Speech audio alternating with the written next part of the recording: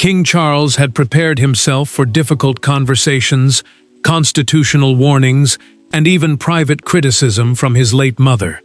But nothing prepared him for the sentence waiting inside a sealed trust document bearing Elizabeth's unmistakable signature. Camilla had not merely been overlooked. She had been deliberately excluded. As Charles read the final paragraph for a second time, the room fell silent, and the future of his wife's place inside the monarchy suddenly looked far less secure. Before we go deeper into what this really means for the royal family, make sure to subscribe so you don't miss a single update. Charles tightened his grip on the desk as the keeper of the privy purse opened the sealed envelope again.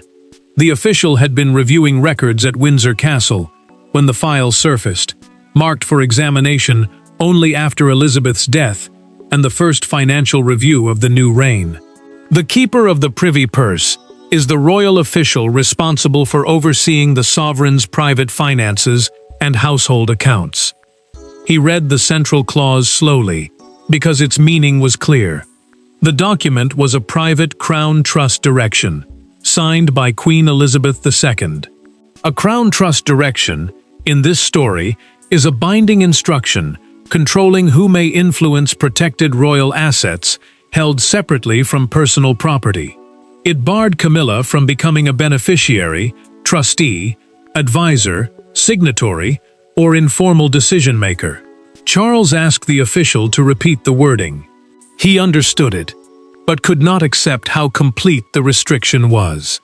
Camilla waited in the adjoining sitting room, growing uneasy with every passing minute. She had expected a routine review. When an aide entered and refused to meet her eyes, she straightened and asked whether something had happened. The aide only said the king would speak with her soon. That silence made her fear the worst. Charles returned to the final page and found the detail that changed shock into betrayal. Elizabeth had not created a temporary safeguard. The direction stated that Camilla's exclusion remained permanent, regardless of marriage, accession, or personal wishes of the reigning sovereign. Beside that clause sat a handwritten notation: "Protection must survive affection." The words struck him harder than the legal language. Elizabeth had anticipated that love might collide with duty, and she had chosen to protect the trust. Charles ordered the room cleared. The keeper hesitated, then left him alone with the document. Only then did the king ask the question that threatened to turn grief into family conflict. Had William known? But before Charles could confront his son, he had to walk through the adjoining door and face the woman whose royal future had just been narrowed by a decision made years earlier. The document carried Elizabeth's signature, but its emotional force landed on 3 living people. Charles saw an attack on the woman he had spent decades defending. Camilla saw proof that acceptance had always possessed invisible limits. William saw something more complicated, a safeguard created by a grandmother who had understood that love, duty, and institutional survival could never be treated as the same thing. Now each of them had to decide which loyalty mattered most. Charles crossed into the adjoining room with the document still heavy in his mind. Camilla looked up immediately and knew something had changed. He told her Elizabeth had left a binding restriction connected to the Crown Trust, carefully avoiding the harsher word written in the file. The Crown Trust was a protected fictional structure holding heirlooms, private estates, ceremonial assets, historical archives, and emergency funds meant to remain beyond the influence of marriage. For Charles, that distinction suddenly felt brutally personal. For years, he had believed becoming king would finally erase every shadow surrounding his wife's place beside him. Camilla heard what he was not saying. She had spent years carrying out engagements, standing through criticism, and building a public role she believed had earned more than symbolic acceptance. Now she stared at him and asked the question he feared most. Had Elizabeth distrusted her personally? Charles tried to answer, but the pause came first. That silence cut deeper than the wording of the trust. She looked away and said quietly that after everything, the Queen had still drawn a line around her. William received the private summons at Kensington Palace while preparing to leave for an engagement. He read the message once, then again, before slowly removing his glasses. Catherine noticed the change in him immediately. Kensington Palace is the London royal residence used by the Prince and Princess of Wales for official and private work. When she asked what had happened, he answered in a low voice. The past had finally reached them. Catherine watched him carefully because his reaction was not shock. It was recognition. She asked whether he had known about the document. William shook his head, then admitted something more troubling. I knew there was protection. I did not know how absolute it was. He explained that Elizabeth had warned him about a sealed safeguard shortly before her final summer at Balmoral, the Scottish royal estate long used for private family stays.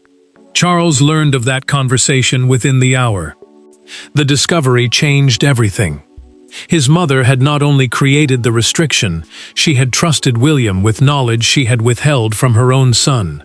Suddenly, the document felt less like protection and more like a secret alliance built around him.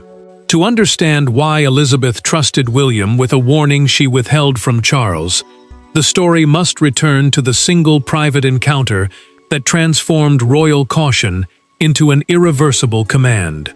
The exclusion did not begin with a lawyer, a trustee, or a financial review.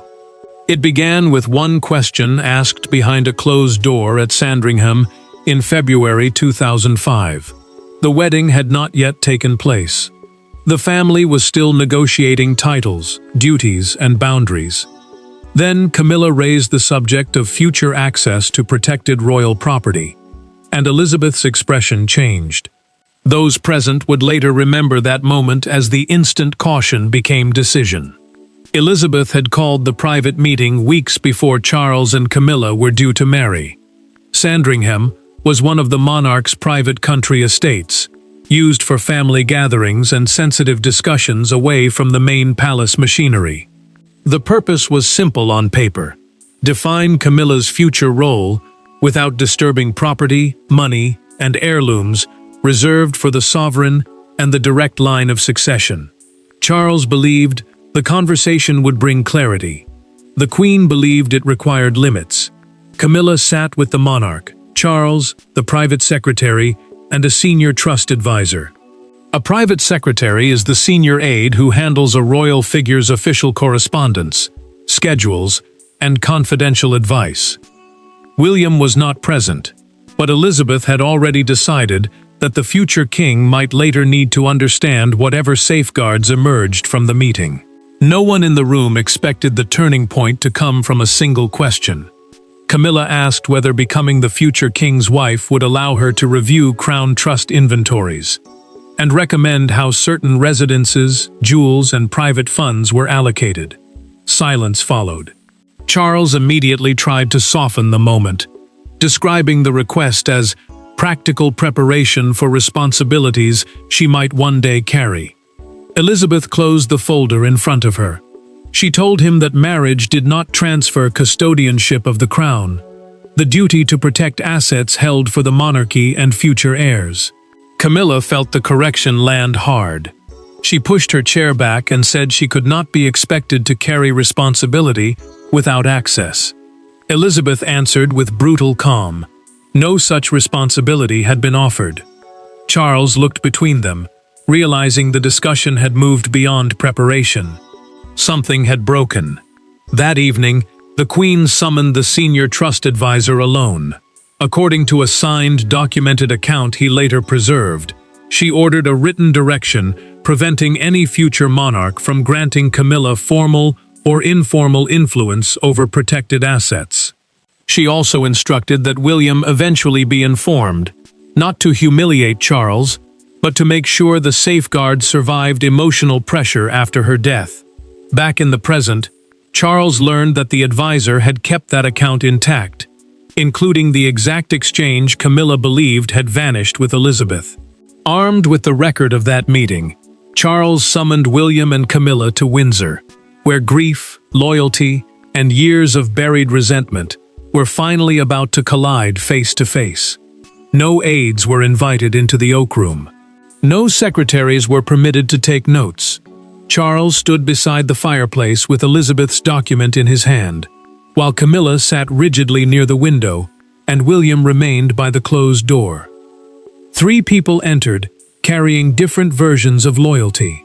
Within minutes, those loyalties would turn against one another, and a private family wound would become a battle over who had the right to protect the crown.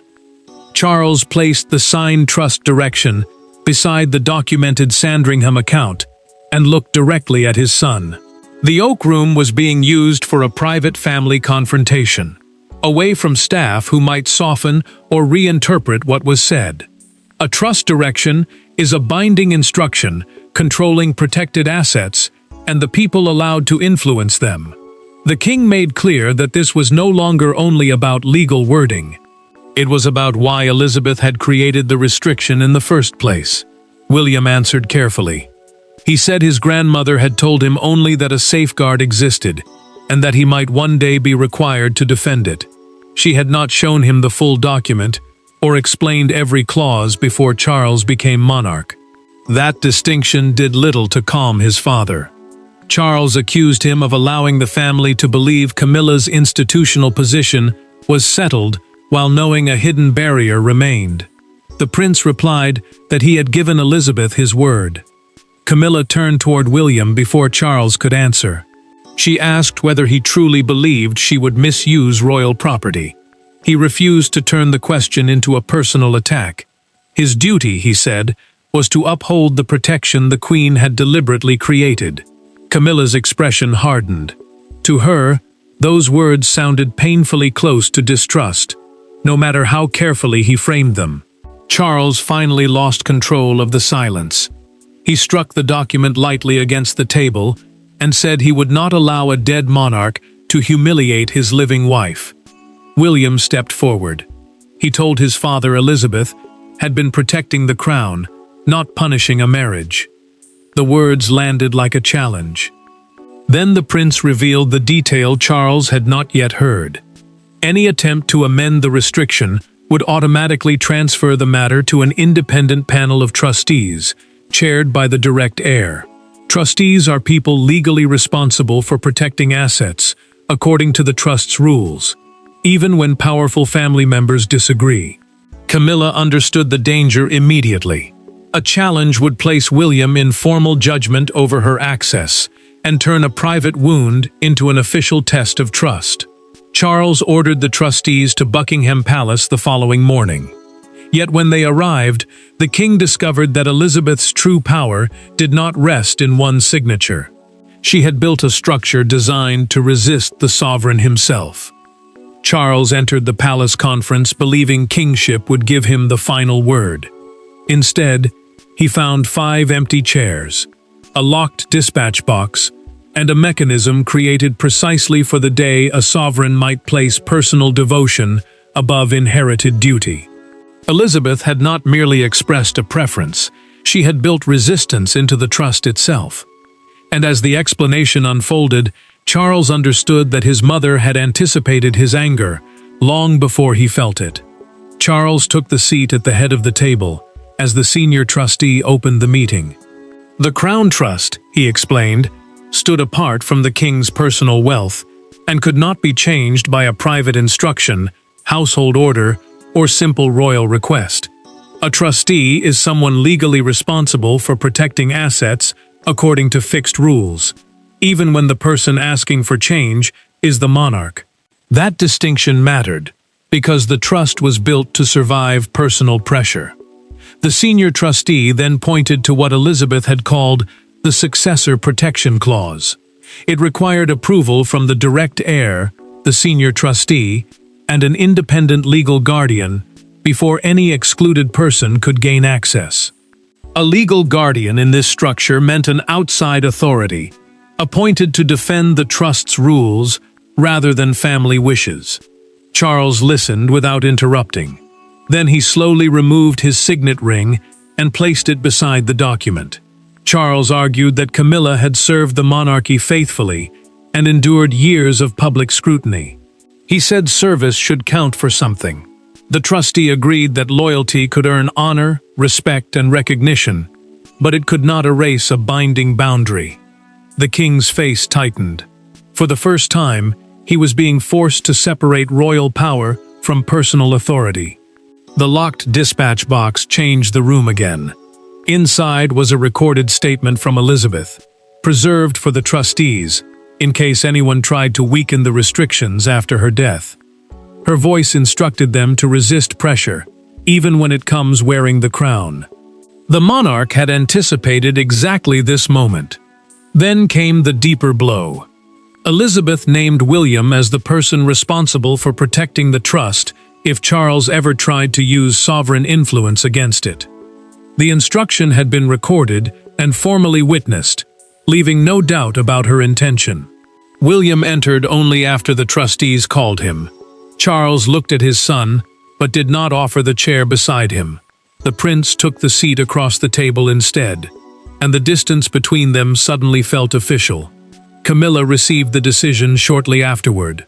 She did not argue. She made a colder choice. Every ceremonial trust item assigned to her would be surrendered before anyone could demand it back. By sunset, boxes began leaving her private rooms, and every object removed carried the same brutal message. Her place beside the king did not guarantee a place inside the crown's protected inheritance.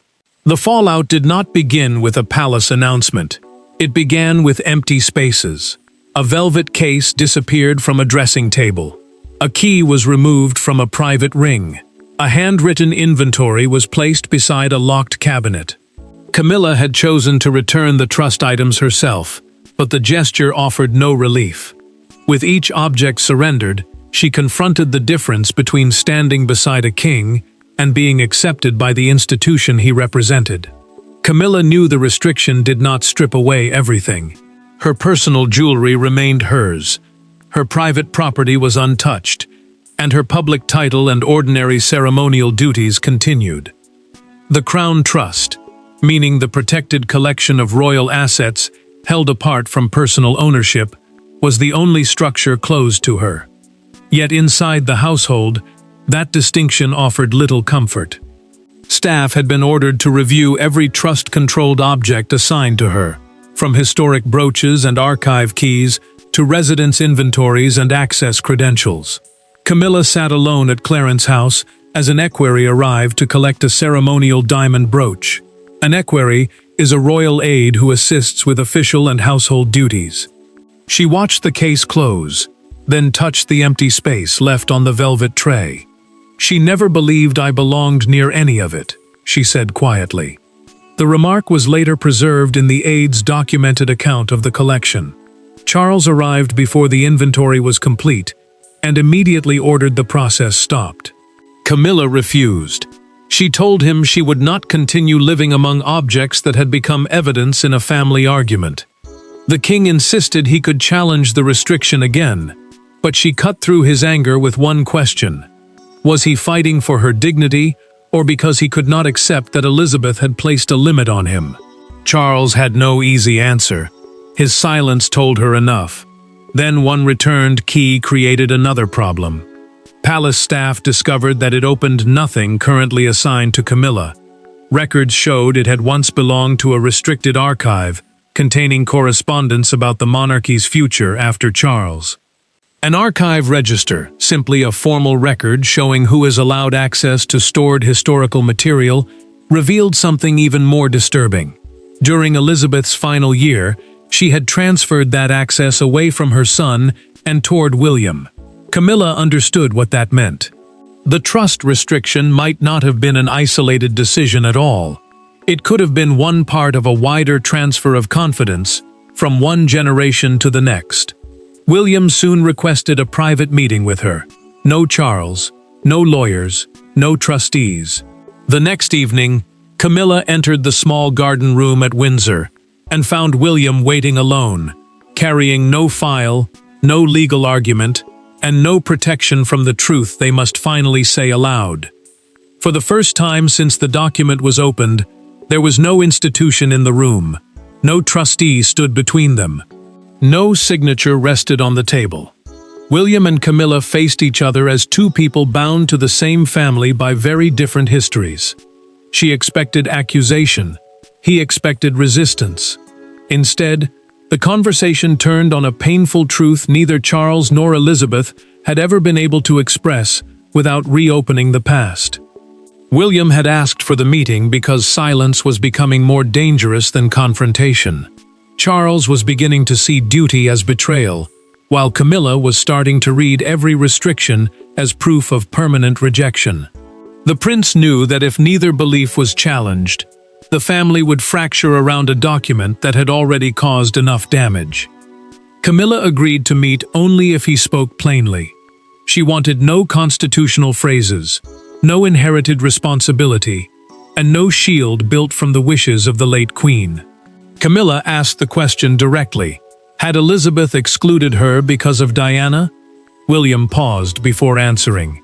Diana, his late mother, remained one of the most emotionally powerful figures in the family's history, and even her name could reopen wounds decades later. He told Camilla the decision was bigger than one woman. Elizabeth had lived through years of secrecy, broken trust, public anger, and instability. She had watched personal choices become institutional crises. The safeguard, he said, grew from all of it. Camilla finally admitted what had driven her question at Sandringham. She had been afraid. Without formal access, she believed she would always depend on Charles to protect her position, and after his death, she feared everything could disappear overnight. William listened without interrupting. For the first time, he understood that what Elizabeth had seen as ambition, Camilla had partly experienced as insecurity. William then drew the line clearly. He would uphold the exclusion exactly as written, but he would not use it to humiliate her, weaken her public role, or encourage anyone inside the family to treat her as an enemy. He offered a formal written assurance protecting her residence, personal property, security, and dignity, while leaving Crown Trust assets untouched. The assurance was simply a written guarantee of what protections would remain beyond the disputed trust. Camilla read it slowly. Then she pushed Elizabeth's copied document back across the table instead of rejecting it. Then, protect it properly, and do not make me the spectacle. William returned to Charles with the decision. Camilla had accepted the boundary. Now the king had to decide whether he could do the same. Charles' decision remained private for only a few hours, because by morning, the exclusion reached the public, and one image outside Buckingham Palace captured the nation's divided response. By dawn, the secret was no longer contained by stone walls or sealed files. Broadcasters interrupted their schedules. Newspaper presses replaced planned front pages. Crowds gathered outside Buckingham Palace, carrying conflicting messages about loyalty, memory, and the limits of royal marriage. Yet one moment cut through the noise. An elderly woman placed white roses beneath Elizabeth's image, while another held a card defending Camilla. The nation was not simply choosing sides. It was reliving its royal past. Charles received the first palace briefing before breakfast. Officials confirmed that a historic trust direction existed, but they stressed that it affected only protected assets, not Camilla's title, marriage, public duties, or place beside him. A trust direction is a binding instruction controlling how specific royal property is managed and who may influence it. That distinction mattered because the crisis was no longer about whether she remained queen. It was about whether marriage to a monarch could ever override limits created by a previous sovereign. Commentators seized on that question immediately. Some framed the dispute as a test of Charles's personal authority. Others argued that the monarchy survived precisely because each sovereign inherited responsibilities they could not simply rewrite. The debate grew sharper when the fictional London Chronicle appeared with Elizabeth's signature above the headline, "The Queen's Final Boundary." Beneath it sat a smaller image of Charles and Camilla attending a service together, turning a private marriage into the center of a national argument. Outside Buckingham Palace, the division became visible. Supporters placed white roses against the railings in tribute to Elizabeth, while another group held signs reading, "Service deserves dignity." Buckingham Palace is the monarch's main official London residence, and often becomes the public gathering point during moments of royal crisis. No disorder followed. That almost made the silence more powerful. Charles watched the coverage alone in his study, until one broadcaster described him as a son defeated by his mother's foresight. He switched off the television immediately. Moments later, Camilla entered, took the remote from his hand, and placed it inside a drawer. She told him she would not allow the story to destroy the remainder of his reign or turn William into an enemy. The palace had already prepared two statements. One announced a legal challenge. The other confirmed that Charles would honor Elizabeth's direction without alteration. Charles carried both into the final family meeting. Then he saw William and Camilla standing on the same side of the room, and something inside him shifted. The conflict that began with Elizabeth's signature would end with Charles's own, and the statement he signed would determine whether the crown emerged fractured or disciplined. Charles had spent his life waiting to become king, yet his most revealing act of sovereignty was not an order forcing others to yield. It was the moment he accepted a limit he deeply resented. With Camilla seated to his left and William standing across from him, he placed the legal challenge aside. Then he signed the statement honoring Elizabeth's trust direction in full. The decision did not erase the pain, but it prevented pain from becoming institutional destruction. Charles formally confirmed that Elizabeth's crown trust direction would remain unchanged. The direction, a binding instruction controlling protected royal assets, meant Camilla would hold no role as beneficiary, trustee, advisor, signatory, or decision-maker inside that structure. The king also approved a palace statement making one crucial distinction clear. She remained queen, continued her public duties, kept her private property and security, and would still stand beside him. What she could not do was control assets reserved for the crown's hereditary stewardship, meaning property protected for future generations of the monarchy. Charles set down the pen and looked toward Camilla. She said nothing at first. Then she placed her hand over his and held it there for several seconds. The gesture carried no triumph. It carried acceptance. She had lost the argument over access, but she refused to let that loss destroy the marriage she had spent years defending. Charles then turned toward William. He admitted that anger had made him treat loyalty to Elizabeth as if it were disloyalty to him. The prince answered quietly that protecting the crown should never require destroying the family serving it. William had won no personal victory, and he made that clear. His responsibility was to preserve the boundary, not celebrate it. Camilla faced him next.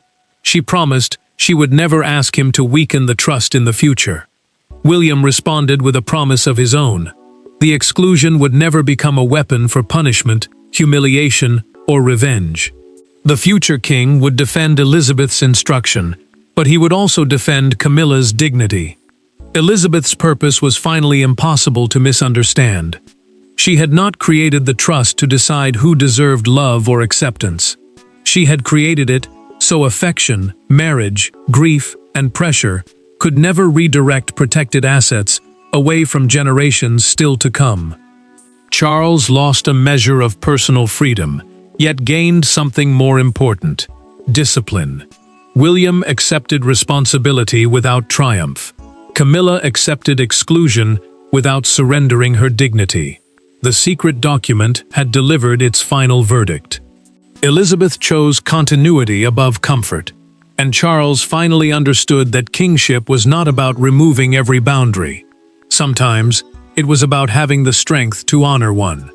The file was returned to its case, the cabinet was locked, and the three left together, wounded, changed, but no longer at war.